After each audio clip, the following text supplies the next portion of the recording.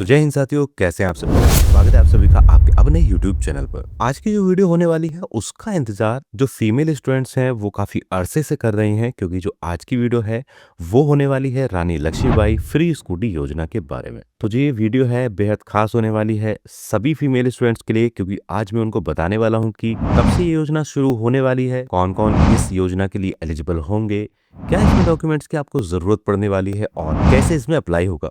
सारी जानकारी आपको आज की इस वीडियो में, लेकिन शर्त यही है कि वीडियो में बने रहें आप अंत तक और वीडियो को पूरा देखें। साथ ही इस वीडियो को जितने भी आपके साथी हैं, जितने भी आपका फ्रेंड सर्कल है, उसको जरूर शेयर कीजिएगा ताकि उनको भी इन्फॉर्मेशन मिल सके। और चैनल पर अगर आप नए हैं तो चैनल को सब्सक्राइब कर लें और बेल आइकन के बटन को दबा के ऑल पे सेट करना बिल्कुल ना भूलें, ताकि हमारी आगे आने वाली सभी वीडियोस की नोटिफिकेशन आपको मिलती रहे। तो चलिए साथियों, शुरू करते हैं बिना किसी देरी के। तो दोस्तों, जैसा कि मैंने आपको बताया, इस वाली वीडियो में बात होने वाली है रानी लक्ष्मीबाई योजना के बारे में, जो कि उत्तर प्रदेश सरकार द्वारा जो यूपी की मेधावी छात्र छात्राएं हैं उनको फ्री में स्कूटी देने के लिए है। और ये योजना क्या है, स्कूटियां कब मिलेंगी, कैसे आप अप्लाई कर पाएंगे और किसको स्कूटी मिलेगी, ये सारी जानकारी आपको इस वीडियो में मिलने वाली है। तो सबसे पहले हम बात करेंगे कि आखिरकार ये रानी लक्ष्मीबाई योजना है क्या। तो जो यूपी की छात्राएं हैं यानी कि गर्ल्स स्टूडेंट हैं, उनकी उच्च शिक्षा को प्रोत्साहित करने, यानी कि जो हायर एजुकेशन होती है 12th के बाद में हायर एजुकेशन मानी जाती है, उसको बढ़ावा देने के लिए, उसको प्रोत्साहित करने के लिए, उनकी सुरक्षा के लिए, उनके आवागमन यानी आने जाने की जो सुविधा है उसको सुनिश्चित करने के लिए, साथ ही साथ महिला सशक्तिकरण को बढ़ावा देने के उद्देश्य से उत्तर प्रदेश सरकार द्वारा रानी लक्ष्मीबाई स्कूटी योजना का प्रारंभ किया जा रहा है। और इस योजना के अंतर्गत जो पात्र यानी कि एलिजिबल और मेधावी छात्र छात्राएं हैं, उनको निशुल्क स्कूटी प्रदान की जाएगी। जी स्टूडेंट्स, यूपी की गर्ल्स स्टूडेंट जो हायर एजुकेशन परस्यू करना चाहती हैं या जो हायर एजुकेशन में ऑलरेडी हैं और अच्छा नाम अपना रोशन कर रही हैं, उनके लिए ये योजना है। आगे बढ़ते हैं और जानेंगे इस योजना में क्या क्या चीजें हैं।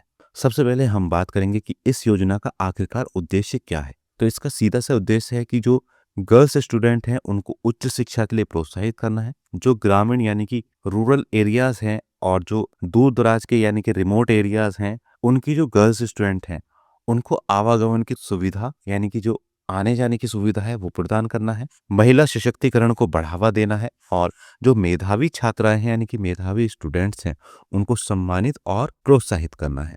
इस योजना का बजट क्या रहेगा? तो उत्तर प्रदेश सरकार ने इस योजना के संचालन के लिए फाइनेंशियल ईयर 2026-27 में लगभग 400 करोड़ का प्रावधान किया है। ये जो प्रावधान किया है फाइनेंशियल ईयर 2026-27 के लिए क्या है, फाइनेंशियल ईयर कब से शुरू होता है? अप्रैल से लेके मार्च तक फाइनेंशियल ईयर रहता है। यानी कि अप्रैल 2026 से और मार्च 2027 तक ये फाइनेंशियल ईयर जो रहेगा 26-27, उसमें लगभग 400 करोड़ का बजट पास किया है इस योजना को बढ़ावा देने के लिए। अब सबसे महत्वपूर्ण पॉइंट है कि इस योजना के लिए एलिजिबिलिटी क्राइटेरिया क्या है, यानी कि स्टूडेंट की पात्रता क्या है, कौन स्टूडेंट होंगे जिनको इस योजना का लाभ मिल पाएगा। तो सबसे पहला और महत्वपूर्ण पॉइंट है कि जो छात्रा है यानी कि गर्ल स्टूडेंट है वो यूपी की स्थायी निवासी होनी चाहिए। तो अगर जो स्टूडेंट है वो यूपी की परमानेंट रेजिडेंस नहीं है तो इस योजना का लाभ नहीं मिल पाएगा। आपके आधार कार्ड में, आपके बाकी डॉक्यूमेंट्स में जो एड्रेस है, जो आपके माता पिता का एड्रेस है, वो यूपी का होना चाहिए। दूसरा पॉइंट है कि छात्रा ने 12वीं कक्षा में 75% या उससे अधिक अंक प्राप्त किए हुए हों, उनको प्राथमिकता दी जाएगी। तो अगर स्टूडेंट ने 12th क्लास में 75% मार्क्स गेन किए हुए हों, उनको इसमें टॉप पर रखा जाएगा। मतलब कुछ क्राइटेरिया बनाए जाएंगे, तो 12th में 75% का भी क्राइटेरिया इसमें शामिल है। उन स्टूडेंट्स को प्राथमिकता दी जाएगी यानी कि प्रेफरेंस दिया जाएगा। इसके बाद है कि छात्रा स्नातक के सेकेंड ईयर में अध्ययनरत हो। अब देखिए, समझिएगा ध्यान से, ये जो योजना है ये है सेशन 2026-27 के लिए। तो सेशन 2026-27 में जो गर्ल स्टूडेंट यूजी यानी BA-BSc BCom हुआ, BBA BCA हुआ, जो अंडर ग्रेजुएट कोर्स होते हैं उसके सेकेंड ईयर में रेगुलर स्टूडेंट के रूप में अध्ययनरत होनी चाहिए।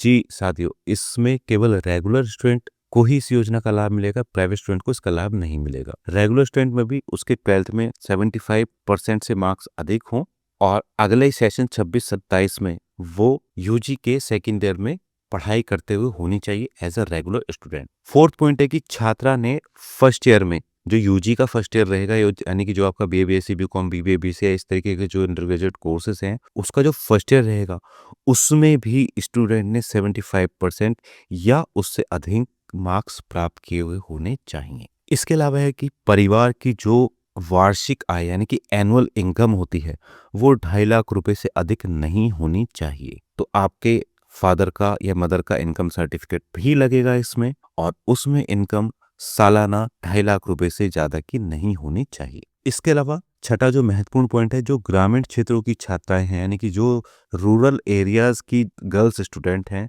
उनको प्राथमिकता दी जाएगी यानी कि उनको प्रेफरेंस दिया जाएगा। तो एड्रेस भी आपका महत्वपूर्ण भूमिका निभाएगा इस चीज में। तो महत्वपूर्ण पॉइंट मैंने आपको बताए हैं जो कि एलिजिबिलिटी है जिसको आप जानना चाह रहे थे काफी टाइम से। सबसे पहले तो जो गर्ल है वो यूपी की परमानेंट रेजिडेंस होनी चाहिए, उनके माता पिता भी यूपी के परमानेंट रेजिडेंस होने चाहिए और उसका बाकायदा प्रूफ आपके पास होना चाहिए। इसके अलावा जो स्टूडेंट है उसने 12th में 75% या उससे अधिक मार्क्स गेन किए हुए होने चाहिए। उन वाले स्टूडेंट्स को प्राथमिकता दी जाएगी यानी प्रेफरेंस दिया जाएगा।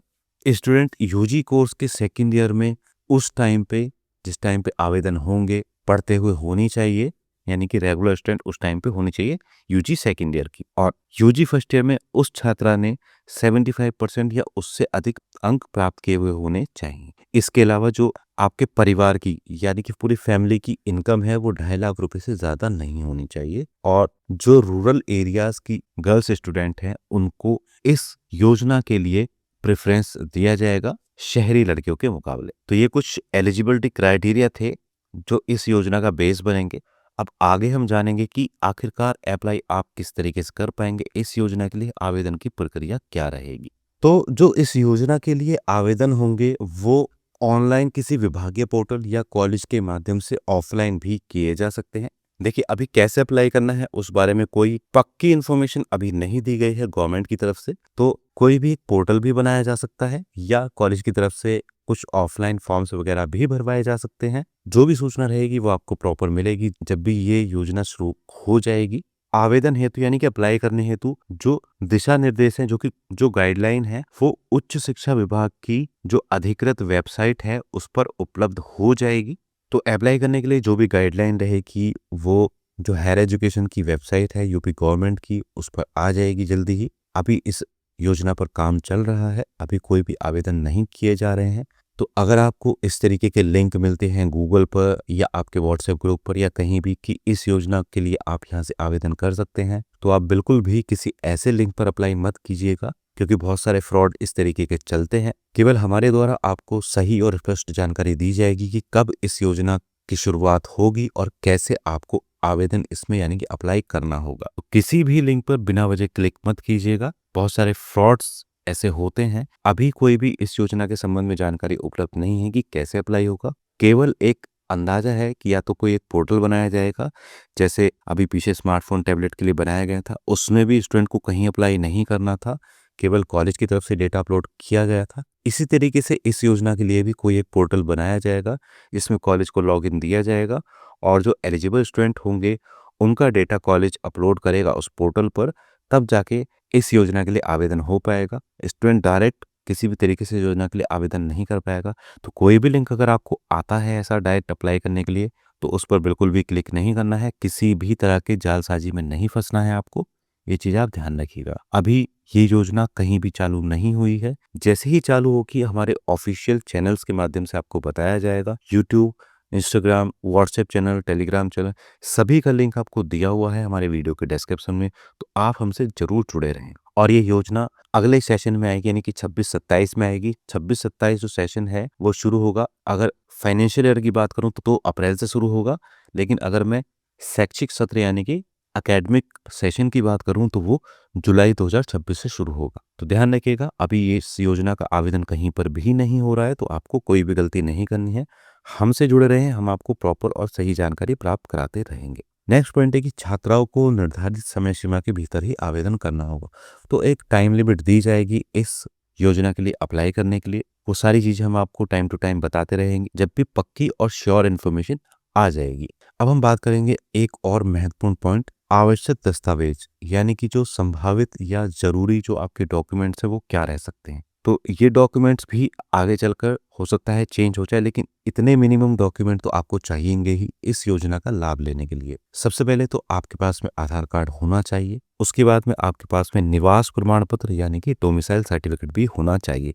तो जिस स्टूडेंट के पास नहीं है, जो एलिजिबल है, जिनके 75% से मार्क तो ऊपर हैं, वो अपना डोमिसाइल सर्टिफिकेट भी जरूर बनवा लें। उसके बाद 10वीं और 12वीं की मार्कशीट भी आपके पास होनी जरूरी है। इनकम सर्टिफिकेट भी आपके पास होना जरूरी है। इनकम सर्टिफिकेट आपके गार्जियंस का रहेगा, आपके माता पिता का रहेगा। स्टूडेंट का कभी इनकम सर्टिफिकेट नहीं होता है। इसके बाद में कॉलेज की आईडी आपके पास में होनी चाहिए। कोई बैंक अकाउंट जरूर आपके पास में होना चाहिए। पासपोर्ट साइज फोटो तो एट द टाइम अवेलेबल हो जाता है, और एक वर्किंग मोबाइल नंबर और ईमेल आईडी भी आपके पास होनी जरूरी है। तो ये मिनिमम चीजें हैं जो आपके पास में होनी जरूरी हैं। इसके अलावा कुछ और क्राइटेरिया रहेगा, तो जब पूरी गाइडलाइन आ जाएगी तब आपको एक एक चीजें बताई जाएंगी बिल्कुल विस्तार से। अब जो ये स्कीम है, इसके लिए चयन प्रक्रिया क्या रहेगी, यानी कि किस तरीके से स्टूडेंट को चूज किया जाएगा कि आप एलिजिबल हैं। तो सबसे पहले जहां तक मेरा मानना है कि कॉलेज लेवल पर ही स्टूडेंट का जो डेटा है वो इकट्ठा किया जाएगा, और जो पात्र छात्र छात्राएं होंगी उनकी एक मेरिट बनाई जाएगी, और जो निर्धारित मानदंड है यानी कि जो क्राइटेरिया है उसके आधार पर उनका चयन किया जाएगा। एक मेरिट टाइप से बनाई जाएगी। जो उस मेरिट में टॉप पे रहेंगे स्टूडेंट्स, उनको इस योजना का लाभ मिल सकता है। और जिनका भी चयन होगा उसकी जब जो भी सूचना रहेगी वो हायर एजुकेशन डिपार्टमेंट के द्वारा जारी की जाएगी कॉलेजेस को, और कॉलेजेस के थ्रू आपको मिलेगी।